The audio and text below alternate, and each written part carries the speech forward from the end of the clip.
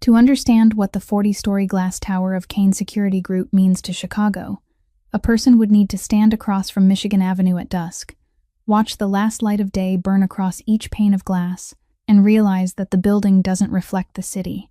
It devours the city. Kane Security Group isn't a security company in the ordinary sense. It isn't men in uniform standing outside banks or patrolling parking lots.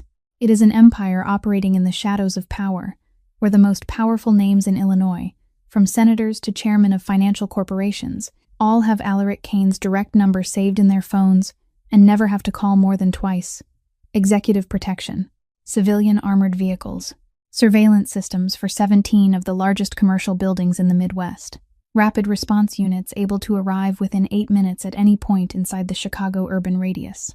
All of it is coordinated by one 40-year-old man from the top floor of that glass tower, with eyes that are always reading everything 3 steps ahead and a voice that never rises above a certain volume, no matter how serious the situation becomes. Alaric Kane is the calmest person in any room he enters, not calm in the sense of being detached or emotionless, but calm in the way of a man who learned very early that emotion is a luxury the one in charge can't afford. He reads people the way other men read topographic maps. A slight furrow of the brow, a breath that falls just a little out of rhythm, a glance slipping to the left before an answer comes. All of it is data. In 20 years of working in security, from a field operative at 20 years old to the CEO of an empire worth hundreds of millions of dollars, Alaric has never once allowed a crisis to move beyond his control. Not once. Except for one thing. Dinner in the house on Astor Street takes place at 7 o'clock, exactly on time, every day of the week. It is the only rule Alaric has set that has nothing to do with work, something like an effort, even if he would never call it that. The oak dining table is long enough to seat 12 people, yet only 2 chairs are pulled out each evening, one at the head and one along the side, far enough apart that conversation requires effort instead of happening naturally. Alaric sits with his back straight. Eli sits across from him, his 7-year-old legs not reaching the floor, swaying lightly in silence. Anything happen at school today? Normal. How was the math test? Fine. Do you want to join any clubs? No. Alaric looks down at his plate. Eli looks down at his plate. The sound of silverware touching porcelain fills the space that 2 males, one grown and one small, don't know how to fill with language. It has been 1 year since this table lost the only person who knew how to keep it from becoming silent. Rosalie had a way of turning dinner into something entirely different, drawing stories out of Eli with questions no one else would have thought to ask, smiling at Alaric across the table with her eyes whenever he tried to look serious about something that didn't deserve seriousness. Without her, dinner has become nothing more than an obligation they both carry out, and both feel relieved to see end. That night, Eli stands and carries his plate into the kitchen as he always does. He stops at the doorway. He doesn't turn around, only speaks into the empty space. Dad, I heard Brutus howling last night. Alaric doesn't look up. His hand is still around his glass of water, his eyes still lowered to the tabletop. Don't go near the training grounds. Eli doesn't answer. He walks into the kitchen. The sound of running water, the sound of dishes. Then silence returns as though it had never been interrupted. Alaric sits alone in the dining room with the yellow light falling across the empty table and realizes that he can no longer remember how long it has been since the last time his son looked straight into his eyes during dinner. Brutus wasn't the kind of dog chosen for size or for the reputation of its breed. He came into the Kane household in a way that Alaric would later never fully be able to explain, not through the kind of strict selection process used for every other asset of Kane Security, but through Rosalie. She saw him at a training facility on the outskirts of Chicago on a Saturday afternoon when Alaric took her there simply because she wanted to go, not because there was any business reason for it. The Neapolitan Mastiff was not yet a year old then, large in an awkward way against a body that had not fully grown into itself, the folds of skin around his face hanging down as though his features had been made from more material than necessary. Every other dog in that facility responded to strangers in ways that could be predicted. Brutus didn't. He sat still in the corner of his enclosure and looked at Rosalie with an expression that the trainer there would later describe as the look of an animal making a decision, not reacting on instinct. Rosalie knelt down in front of the pen door and said nothing. She only placed her hand against the wire mesh. Brutus rose, walked over, and pressed his nose into her palm through the metal openings.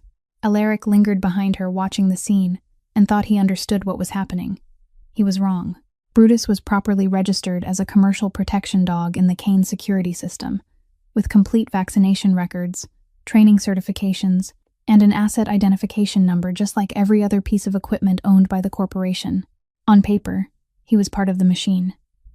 But in the lived reality of the house on Astor Street, Brutus belonged to Rosalie in a way no contract clause could ever describe.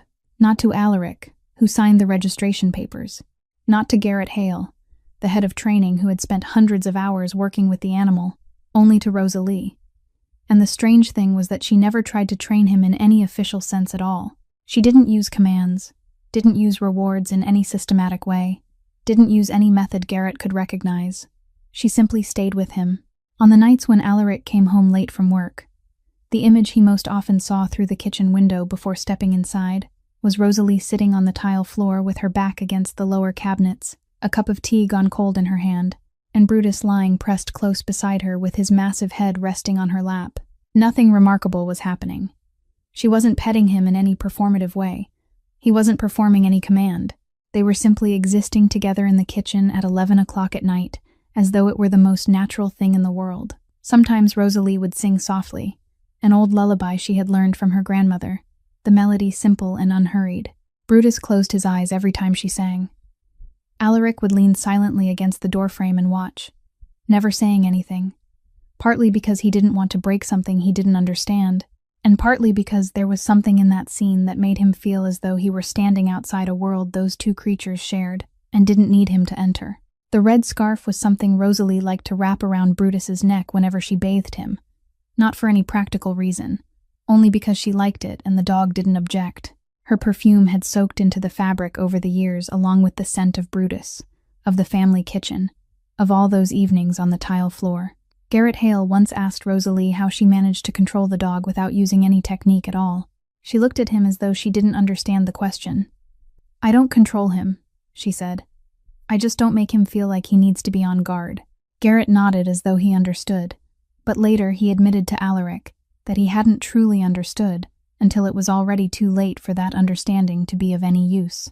There are some things memory doesn't preserve in order, not as a continuous chain of events from beginning to end, but as scattered fragments, sharp and cold, driven into the mind according to no pattern at all. For Alaric, the memory of that day comes back in exactly that way. Not the whole day, only separate moments. The phone ringing at 10:42 that night, the number from the Chicago Police Department appearing on the screen while he was signing off on the final contract of the week. The voice of the officer on the other end, strange in its calmness, reporting a collision on the highway. One vehicle, one woman, and an ending he didn't let them finish describing, because he knew from the first second he heard that voice that this call would divide his life into two halves that would never join again. Then the hospital corridor, the harsh white glare of fluorescent lights, the smell of disinfectant. A doctor saying something while Alaric watched the man's mouth open and close, but the sound couldn't enter his mind. And Eli, a 6-year-old boy asleep at home with the housekeeper while his mother drove to the airport to pick up an early birthday gift for him, not knowing that his world had changed completely that night while he slept. The funeral took place on a November morning, with Chicago gray beneath a sky that hung over the city like a wet blanket. Many people came, large names from the business and political worlds of Illinois, people Alaric knew by name and knew the reason they had come, yet could not remember a single face after the funeral ended. Alaric held a rigid posture for 3 hours, shaking every hand, nodding through every word of sympathy, not one muscle in his face shifting. Eli remained planted beside his father in a small black suit made in haste, his eyes fixed straight ahead with a calmness that made many of the adults at the funeral glance toward him and then look away again because they didn't know how to face the calmness of a 6-year-old child. The two of them sat side by side in the black limousine on the way home. Neither of them said a word, not because they didn't want to speak, but because each of them was carrying inside his chest a cold stone so heavy there was no breath left to turn into sound. And the stone in one heart wasn't like the stone in the other closely enough for either of them to know how to share it. That night, Alaric walked down the second-floor hallway of the house near midnight and saw Brutus. The massive mastiff was sitting outside Rosalie's bedroom door, motionless as a block of dark stone, his heavy head bowed low, almost touching the wooden floor. He wasn't howling. He wasn't scratching at the door. He was only sitting there and waiting with the patience of a creature that didn't understand the person he was waiting for would never walk out through that door again. Alaric stopped, looked at the dog.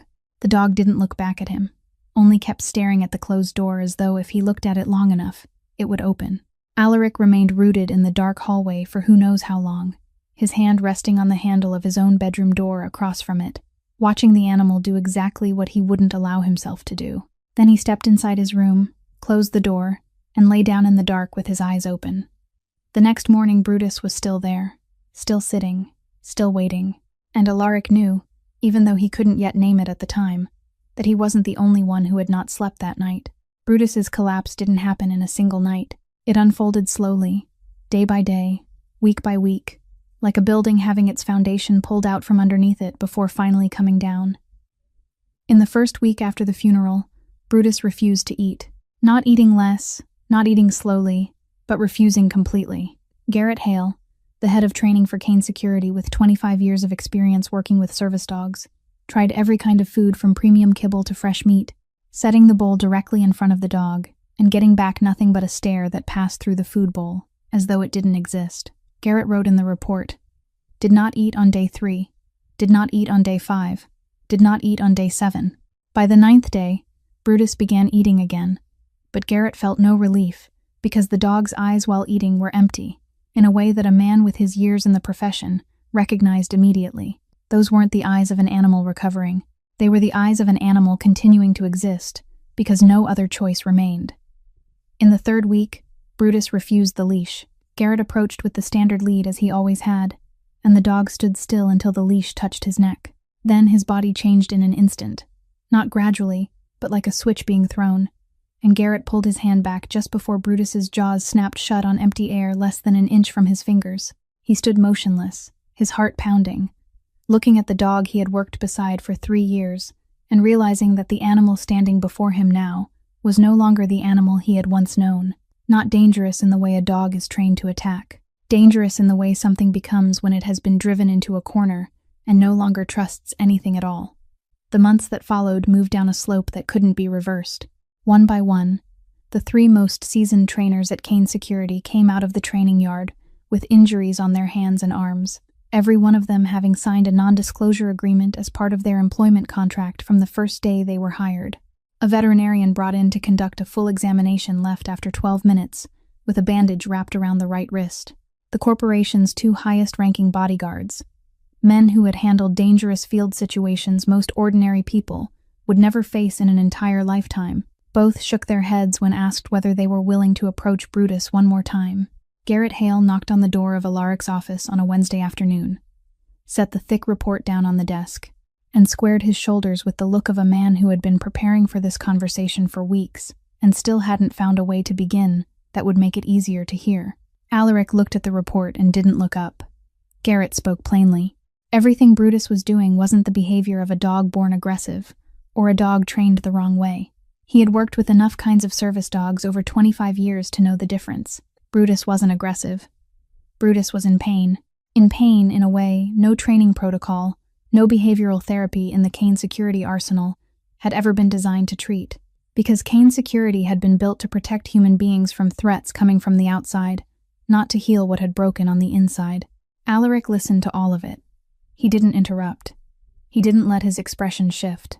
When Garrett finished, Alaric gave a single nod, slow and final, then asked in a voice as flat as the glass surface of the desk before him, "What's the next solution?" Garrett looked at him for a second, then down at the report, and then he spoke about someone named Petra Voss in Boston. Alaric wrote the name down on the sheet of paper beside him, underlined it once, and said, "Contact her today."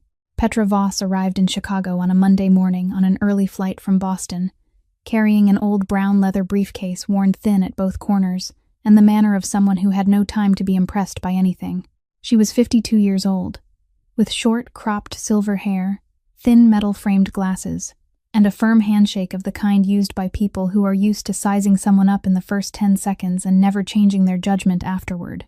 When the elevator opened on the 40th floor, and she stepped into the corner office overlooking the full Chicago skyline, she didn't look out the window. She looked straight at Alaric Kane standing behind his desk, and spoke before he had the chance to offer a greeting. I need to see the dog's complete file before I decide whether I'm taking this case. Alaric looked at her for 3 seconds. That was usually the amount of time he gave himself to read a person. Garrett stood in the corner of the room, and would later say it was the first time in a year he had seen his boss look as though he wasn't entirely certain of the next step. Alaric signaled for his assistant to bring in the file. Petra sat down in the guest chair. Not the chair Alaric indicated, but the one she chose for herself because it gave her a better view of the door. And she read every page with the speed of someone who wasn't reading, to gather information, but to test whether the information had been presented honestly. 15 minutes later, she closed the file and laid out 3 conditions. First, no one was to enter the training area while she was working, including Garrett. Second, no surveillance cameras for the entire period of her approach. Third, if after 30 days she concluded that the dog couldn't recover in the current environment, that decision would be final, and no one would be allowed to argue against it, with money or authority. Alaric agreed to all 3 conditions, without negotiating a single one. Garrett realized it was the first time in a year he had seen Alaric Kane yield to anyone, without demanding terms in return. Petra began working the next day. She brought no modern equipment and no printed protocol, only a notebook, a low wooden chair she carried in herself, and the patience of someone who had spent 21 years working with animals the world had already given up on. On the first day, she sat 10 feet from the enclosure, said nothing, didn't look directly at him, and simply read a book. Brutus growled continuously for 4 hours. She wrote in the notebook, defensive response, high intensity, consistent. On the 3rd day, she tried placing food closer to the enclosure door than usual. Brutus knocked the bowl over with a shove so precise it looked deliberate. She wrote, refuses intake, not from survival instinct but by choice. On the 7th day, she tried sitting closer, less than 5 feet away. Brutus rose and pressed himself against the barrier with a look that made Petra, who had once sat in the same space with some of the most dangerous service dogs ever brought into her rehabilitation facility, feel the muscles in her back stiffen for one brief beat before she forced her body to relax and remained seated. 21 days passed that way. Each day brought a different method, and each method failed in a different enough way that Petra couldn't call it repeated failure. She had to call it a wall with many surfaces, and she was touching each one without finding a grip.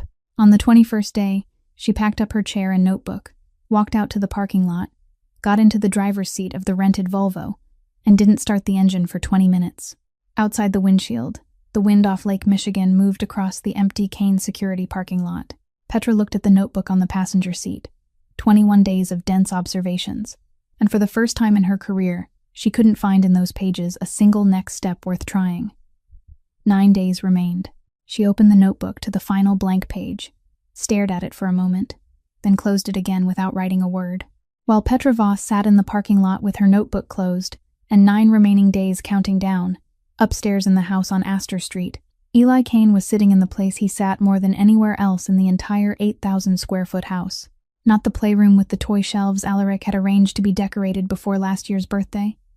Not the living room with the sofa imported from Italy that no one ever sat on long enough to leave an impression, but the small moss-green reading chair set beside the bedroom window, where he could look down into the corner of the backyard and see part of the training facility roof rising behind the line of old pine trees. Eli sat there with a sketchbook on his knees and a pencil held loosely in his hand. He had been drawing since before he knew how to read, but what he had drawn over the past year was completely different from the pictures that came before. Before, they had been the things children usually draw, a house and trees and a sun in the upper corner.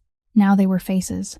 His mother's face in profile when she was smiling, the faint crease at the corner of her eye that no one else noticed but Eli had recreated with such exactness that the housekeeper once picked up the paper, looked at it, then set it back down without being able to say a word. And Brutus, that enormous head with the folds of skin falling around the muzzle, the heavy eyes looking straight at the artist in the way Eli brought back with pencil lines so light they were almost invisible, yet somehow created such depth that anyone looking at the drawing had the feeling the animal inside it was breathing.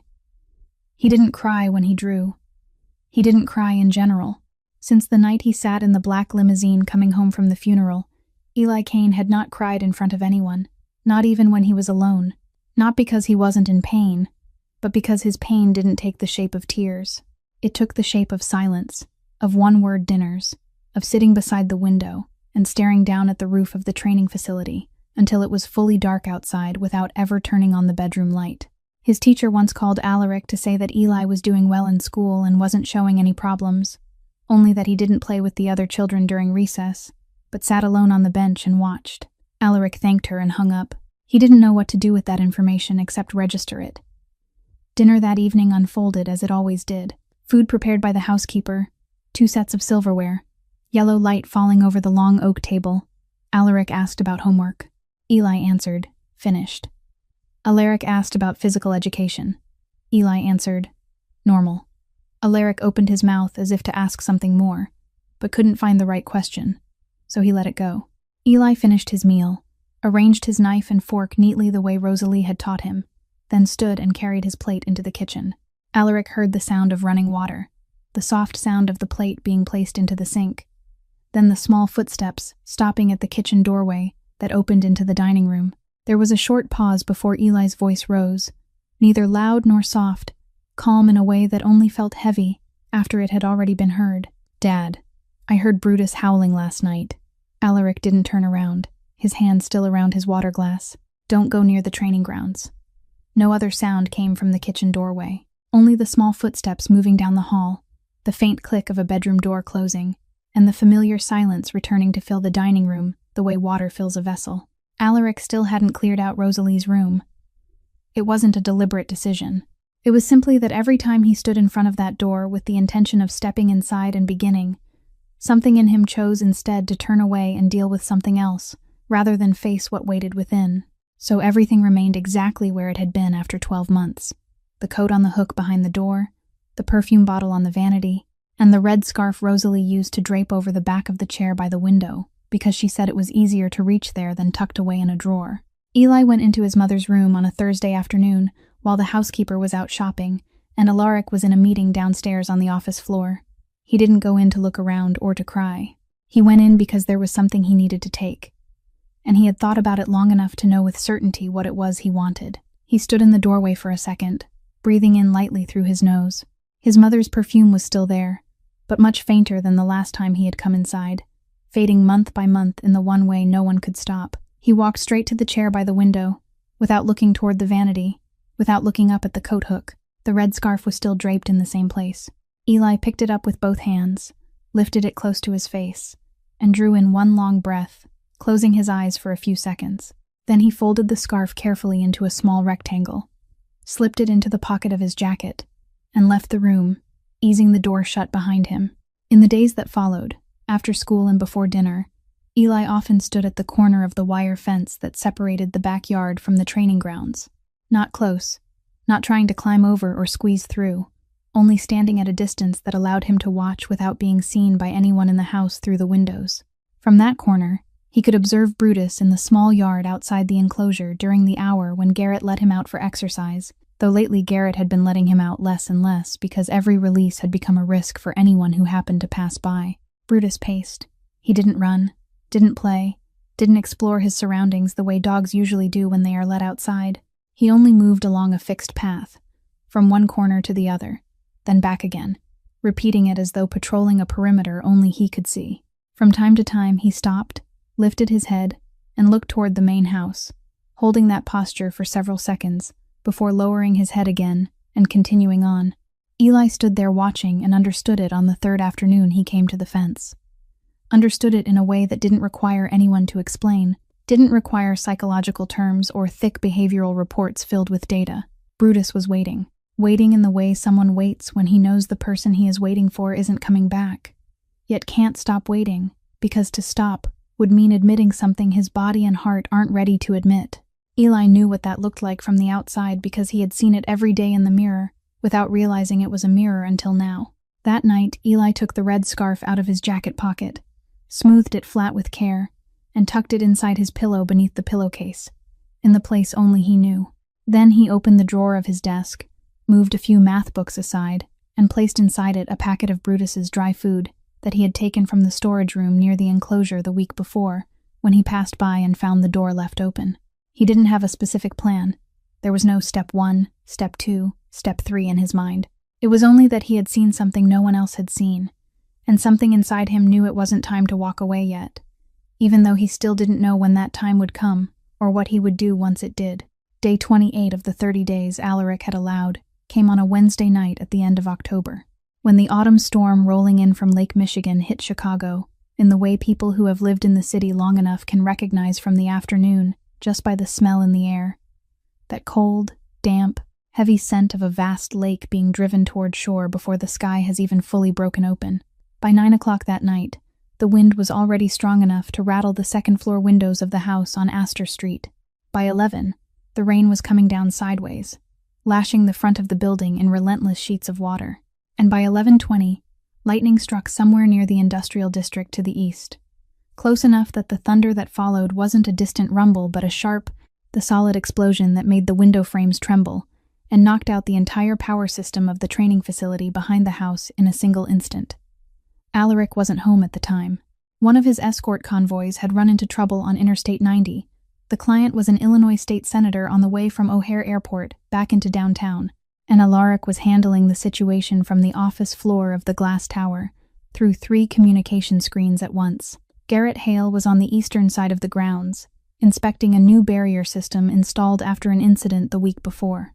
The only night guard left at the training facility heard the power cut out, looked at the dead control panel, and ran straight toward the backup electrical cabinet at the far end of the building to fix it before the automatic alarm system could trigger and throw the entire property into chaos. Eli was asleep when the second clap of thunder struck.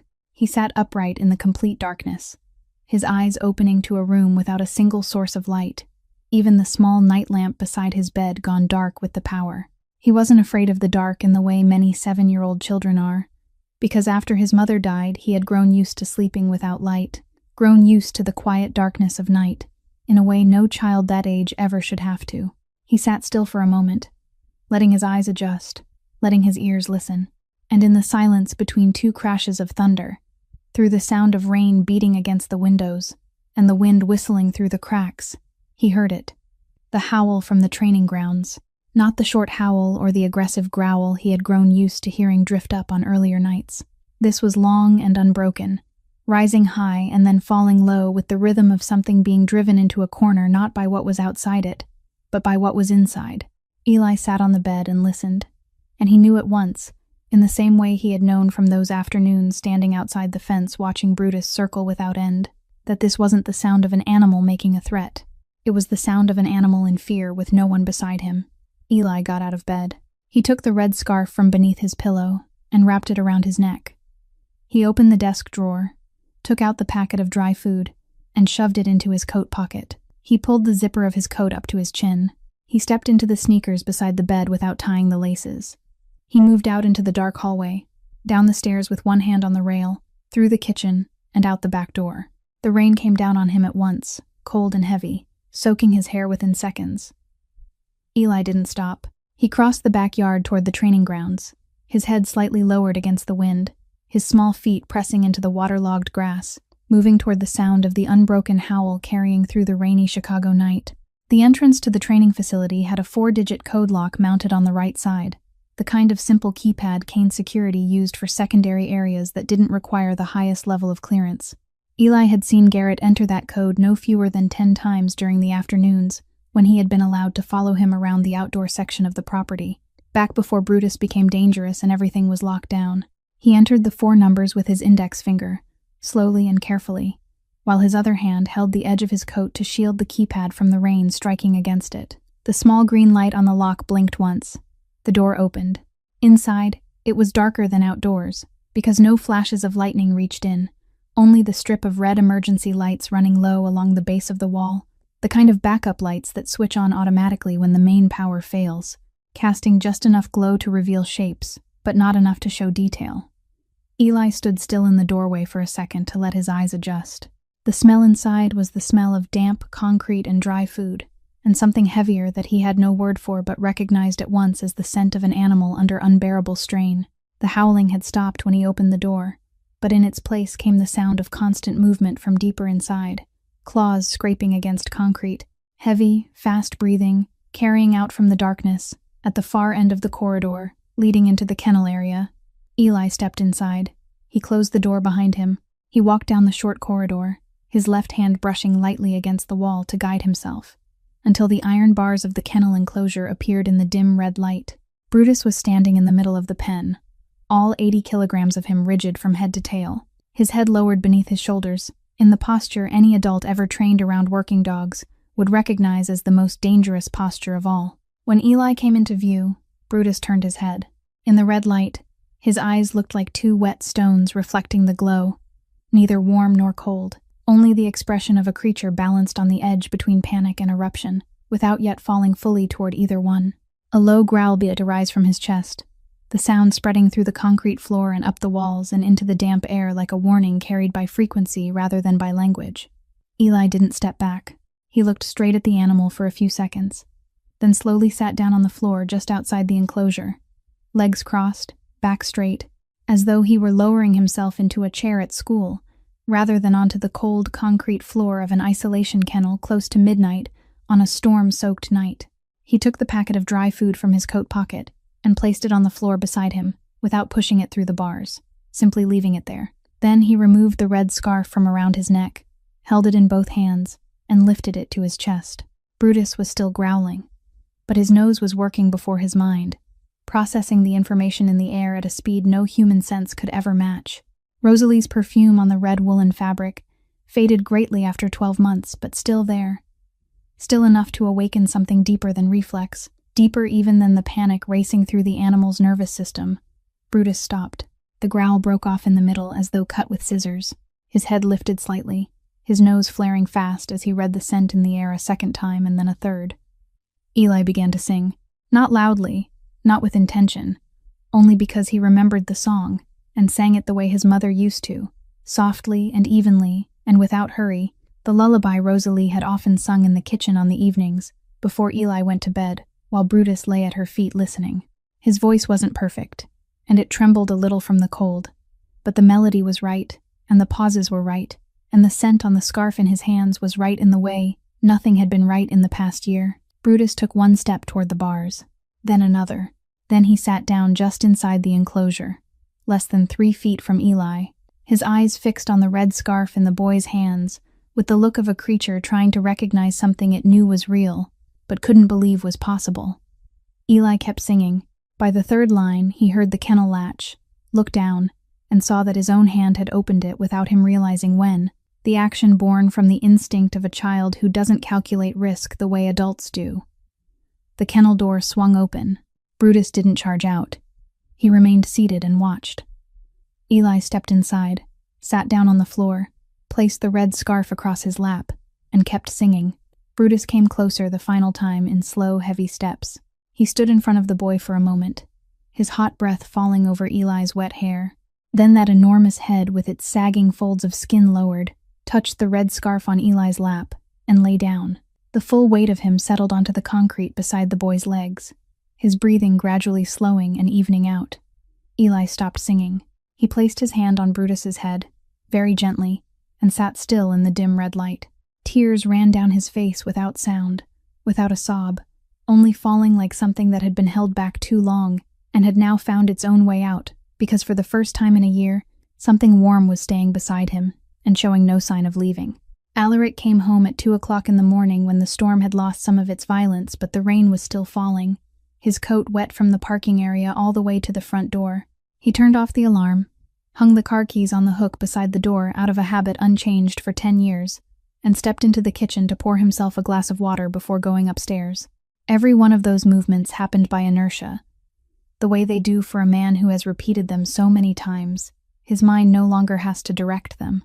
He climbed the stairs, walked down the dark hallway, and pushed Eli's bedroom door open slightly, as part of his habit of checking before going into his own room, a habit formed after the day Rosalie died, one he had never fully noticed becoming his. The room was empty. Alaric stood in the doorway looking into the darkened room, his eyes sweeping over the bed with its blankets in disarray, over the chair by the window with no one in it, over the desk where one drawer stood partly open.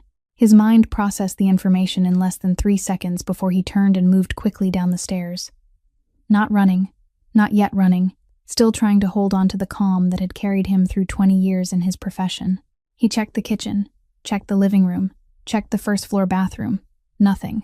Then he looked out the kitchen window toward the backyard, and saw that the training facility door wasn't fully closed, a faint red line of light slipping through the narrow opening into the rainy night.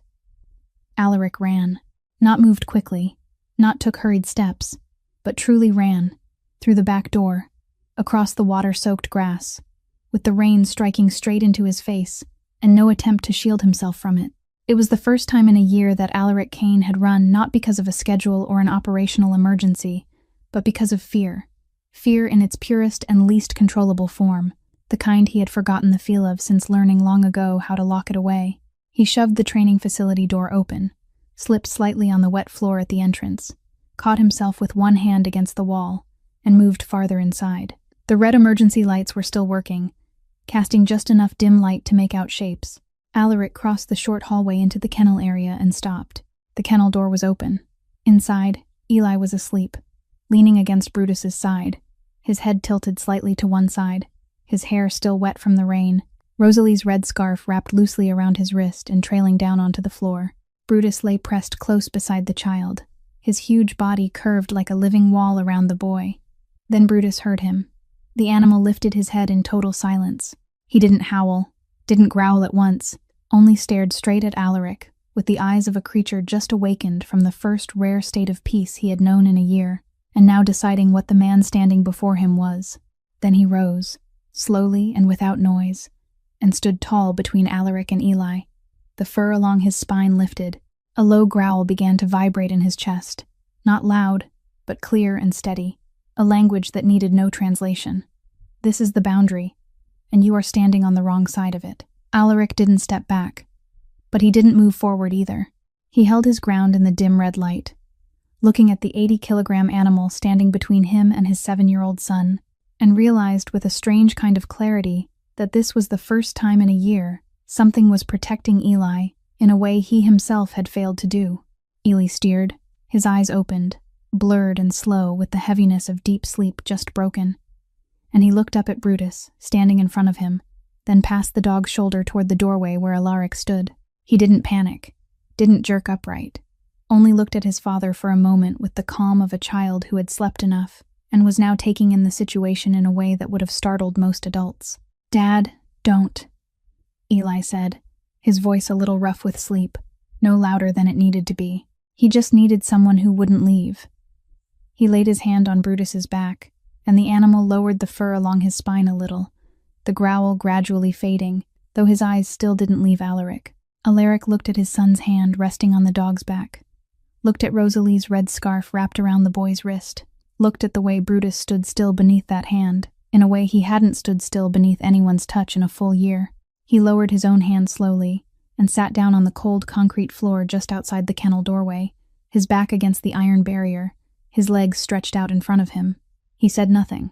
There was no business reason for what he did, no strategy, no objective beyond the fact that he could no longer remain standing in the way he had never before allowed himself to admit. Brutus watched him sit down, watched for a while, then slowly lay back down beside Eli. In that concrete room with its dim red lights and the sound of rain carrying in from outside, 3 living beings sat in silence, each carrying a different cold stone inside the chest, and for the first time in a year, none of them was carrying it alone. Petra Voss arrived at the training facility at 7 o'clock the next morning according to her usual schedule, carrying her notebook and the pencil worn nearly down after 21 days of recording observations. She had prepared herself for day 22 in the way she had learned to do, which meant expecting nothing and writing down whatever happened, whether it proved meaningful or not. But when she opened the door to the corridor leading into the kennel area, she stopped in the doorway and didn't take another step for nearly a full minute.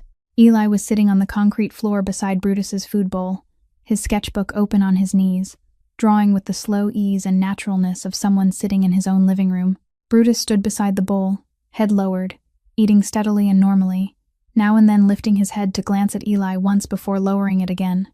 No tension, no wariness, no sign at all of the animal that had refused every form of contact for an entire year. Petra opened her notebook to a fresh page and wrote down 2 words, then underlined them. Total transfer. Not recovery in the sense she had once understood it. Something else. Something for which her 21 years of experience had no ready name. The news arrived at noon that day in the way the worst news usually does, without warning and never at the right moment. Diane Whitmore called Alaric at 12:15 from her law office downtown, her voice carrying that flat and careful quality of someone delivering bad news that had already been checked and verified before being spoken aloud. Rex Caldwell, the head of Caldwell Protection Services and Kane Security's biggest rival in the Chicago market for the past 4 years, had filed a petition in Illinois Civil Court early that morning. The action was based on the Illinois Animal Control Act, asking the court to order Brutus seized and processed under the regulations governing animals determined to be dangerous, while also seeking an investigation into whether Kane Security had concealed information about incidents on private grounds. Diane finished reading the summary, and then added one more sentence, the one Alaric knew mattered most.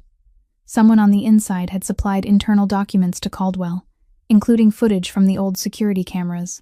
By 2 o'clock that afternoon, the Chicago Tribune had posted a story with a headline on the homepage of its online edition, accompanied by a 30-second video clip showing Brutus in the kennel months earlier, enough for viewers without context to see exactly what Caldwell wanted them to see. From that point on, Alaric's phone began vibrating without pause. 3 board members within a single hour, 2 major contract partners calling to ask after the situation in the way that was really meant to assess the scale of the damage before deciding their own next move. Garrett stood at the office door with the expression of a man who wanted to say something but couldn't find a sentence useful enough to offer. Alaric sat behind his desk, took each call, answered in short, non-committal phrases, and looked out through the window toward the backyard, where he could see the shapes of Eli and Brutus sitting beneath the old pine trees.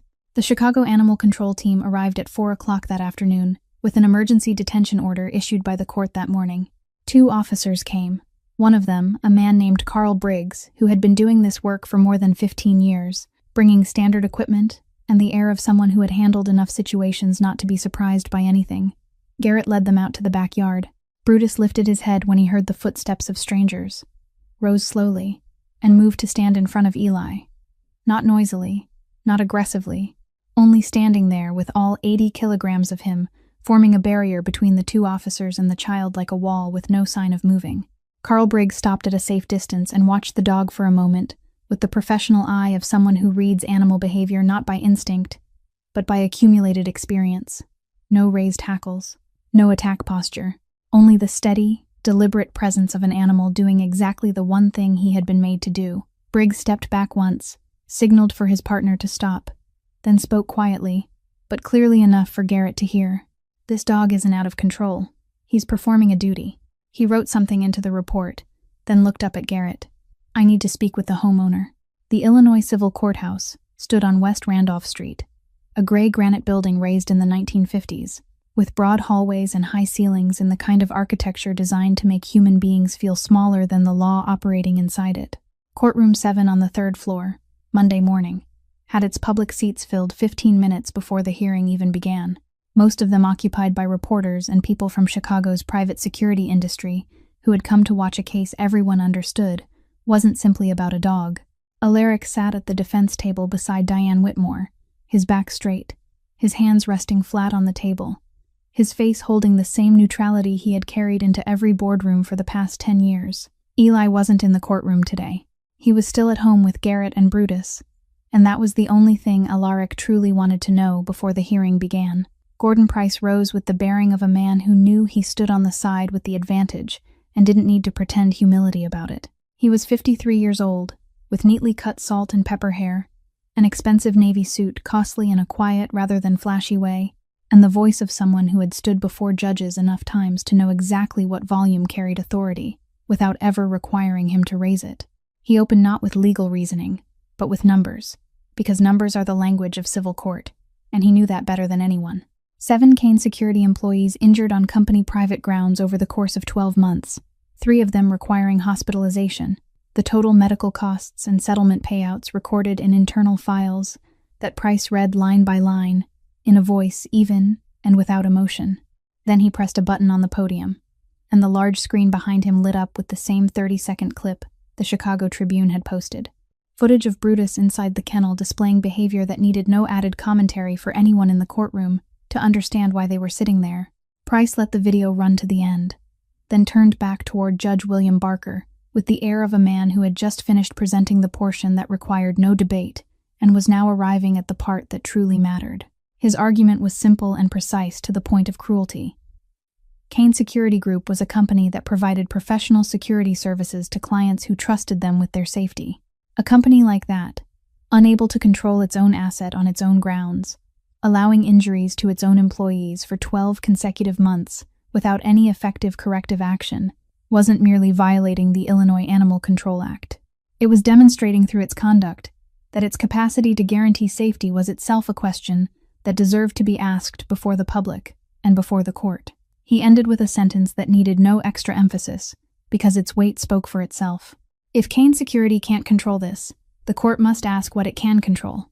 Diane Whitmore rose when Judge Barker turned toward the defense table. She carried very little paper, only a thin folder and a small notebook, the style of someone who knew a strong argument didn't need much paper behind it.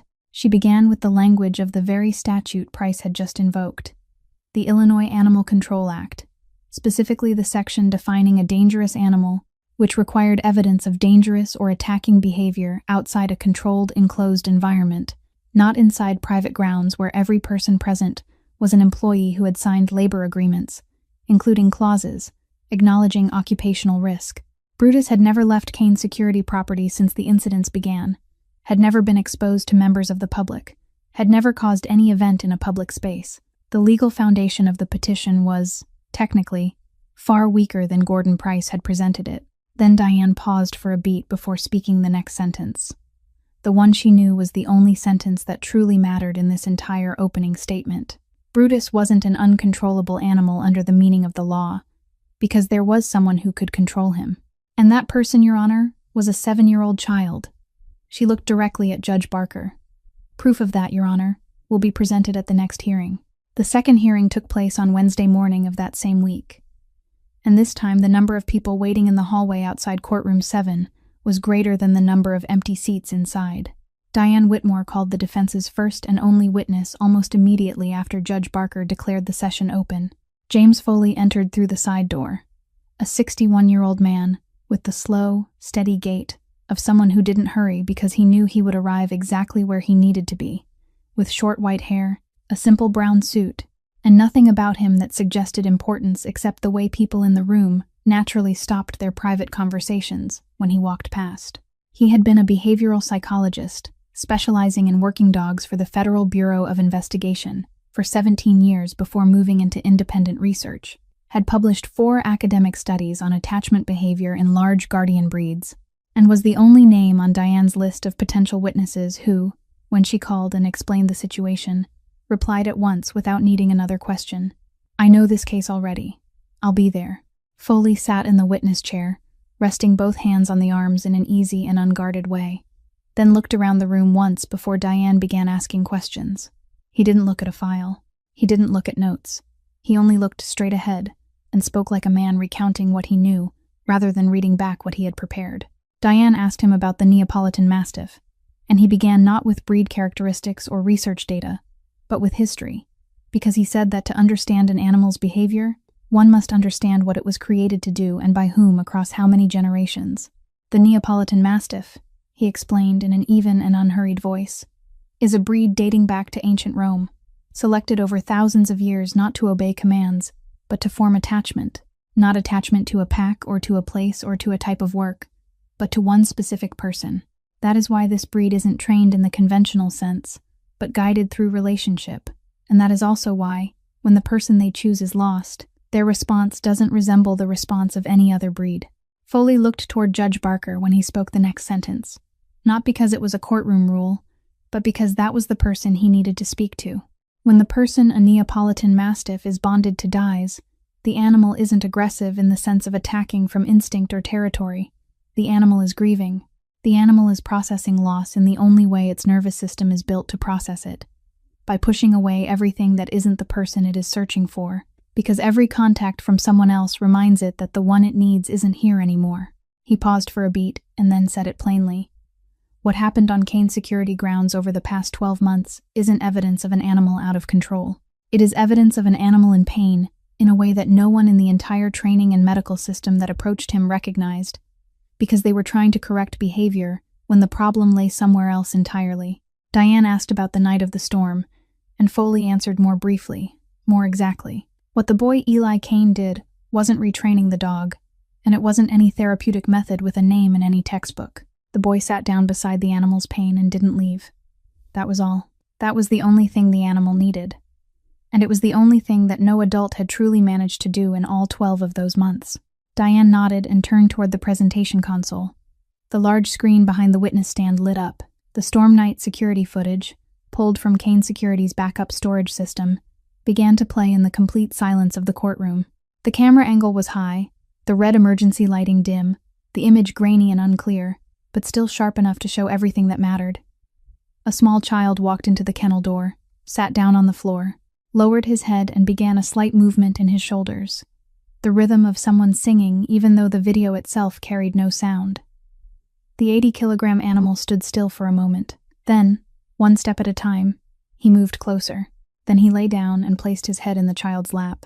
The video ended there, frozen on the still image of the child and the animal in the dim red light. The courtroom fell silent in a way different from the ordinary silence of a courtroom, not silence born of rule, but silence because no one could find a reason to break it in that moment. Judge Barker looked at the screen for a while after the image had gone dark. Alaric looked down at the table.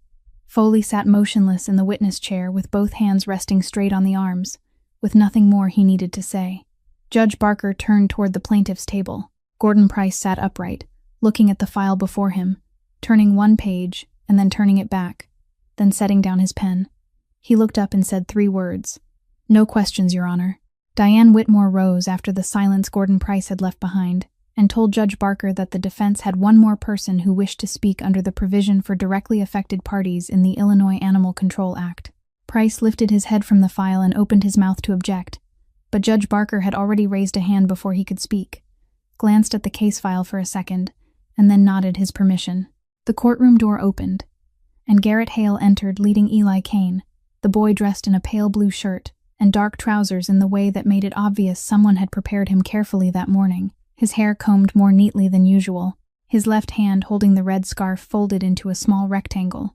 Eli walked in without looking around the room, without looking at the gallery, or the plaintiff's table, or even toward his father seated at the defense table. He walked straight to where Diane indicated, to a chair placed separately near the witness stand, but not on it, lower than the stand, and without a microphone, because Diane had asked the technical staff to adjust the sound so that Eli's natural voice could still be heard without equipment.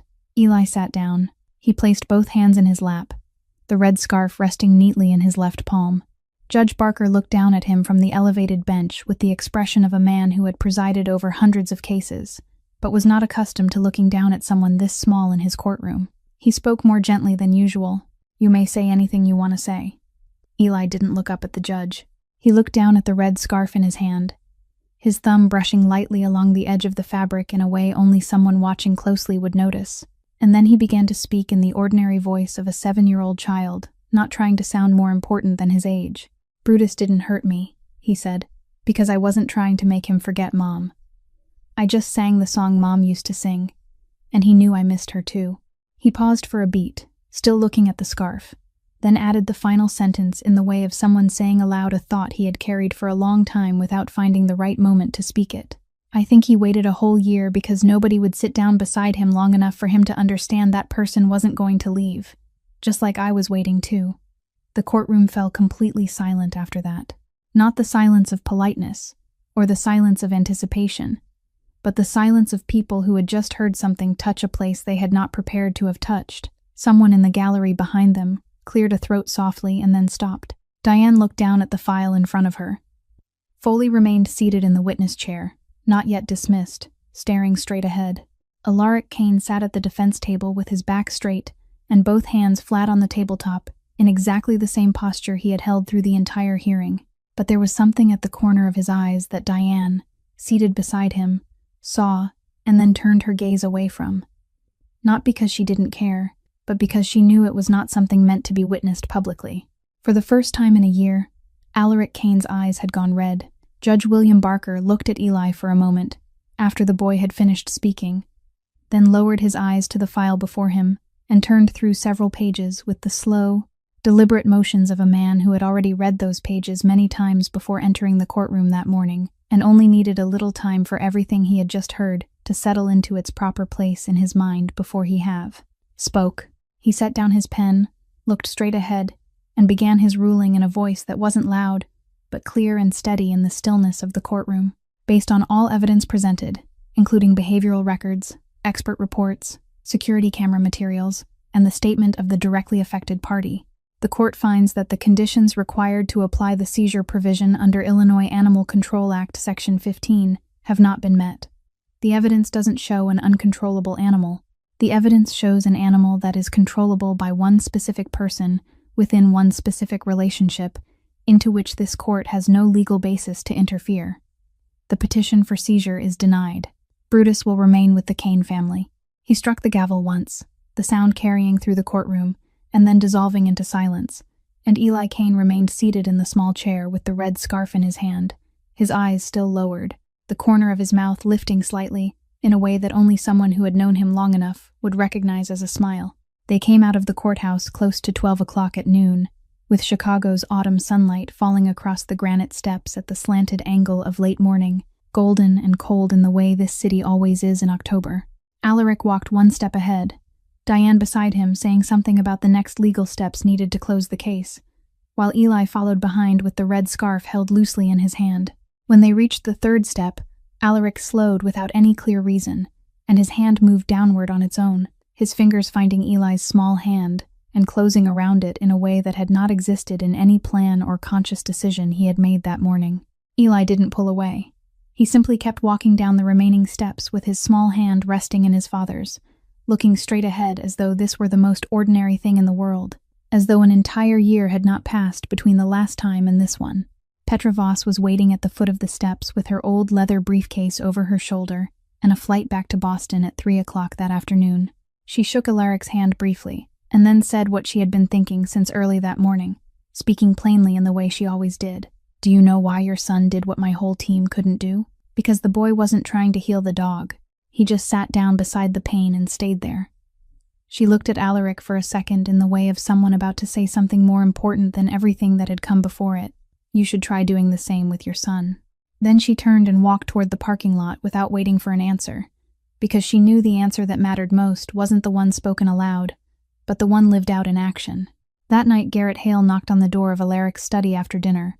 Holding a handwritten note he said he had meant to deliver many times over the past year, but had put away each time because he didn't know whether it would help or only make everything heavier. He placed the sheet of paper on the desk and explained. In the first week after Rosalie died, when Brutus refused food and refused every form of contact, there had been one evening when Garrett stood outside the kennel and accidentally noticed the animal suddenly lie down and begin breathing evenly again for about 15 minutes.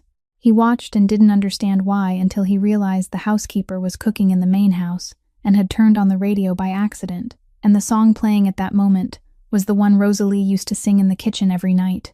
Garrett looked at Alaric. "She left something inside that dog that we couldn't see because we were looking for something that could be fixed, instead of something that needed to be remembered. Eli saw it because the boy was carrying the same pain in the same way." 1 year later, on a late October morning, Lincoln Park spread beneath the blue and cold Chicago sky of late autumn.